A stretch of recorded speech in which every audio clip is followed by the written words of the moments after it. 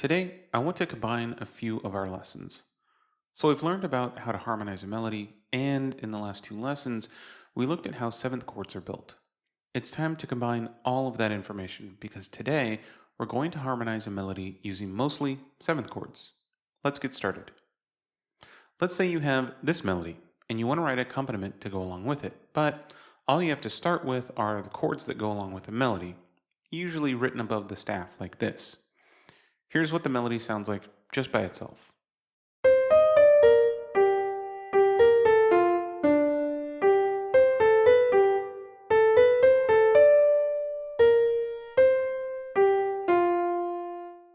First, we need to mark if each of the melody notes is a chord note or a non-chord note of each of the chords given above the staff. For example, the first note of the melody is a C, and the chord written above it is C7, which has C, E, G, B flat. So the first melody note C is a chord note because it is one of the notes in C7. If we continue to compare each note of the melody line with the chord above, you should have something that looks like this. Now we fill in the chords below the melody line, starting from the melody note and moving down the staff, filling in the notes of the chord as we get to them. This gives us the closest possible grouping of chord notes while keeping the melody note on top, which is very important.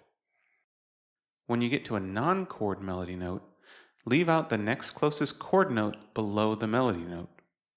For example, the second note in the melody is E flat, but E flat isn't part of the C7 chord. So if we start on E flat and build the C7 chord down from there, we have C, B flat, and G.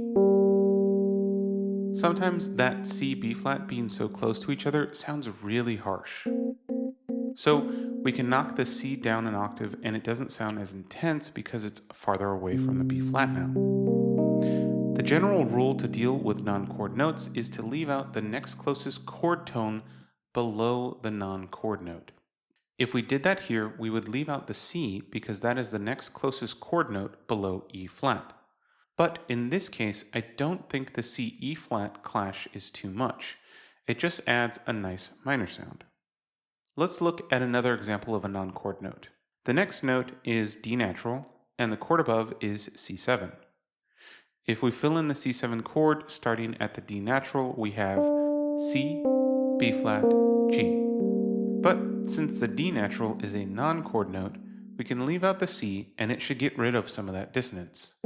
If we leave out the C, then we have room for E natural on the bottom to fill out the harmony, and this sounds like a better harmony than what we had before.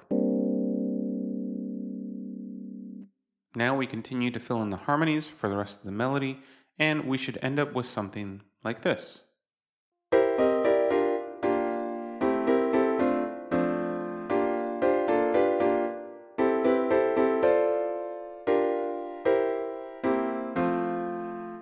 Now, you might want to keep it like this if you're going for a short staccato style, or you can consolidate some of those repeated harmony notes into longer notes so that the harmony isn't playing every single time there is a melody note. If we consolidate some of the accompaniment, we get something like this.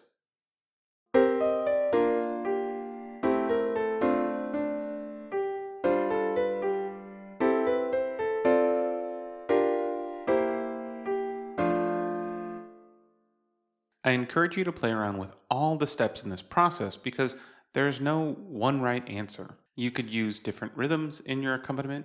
You could choose different notes for the accompaniment from the chords given. Remember that this is just one way to write music, not the only way. I also made a worksheet for patrons to download for this exercise that is available at the Patreon page. If you're not a patron, check out the Patreon link below to find out how to sign up. Thanks for watching.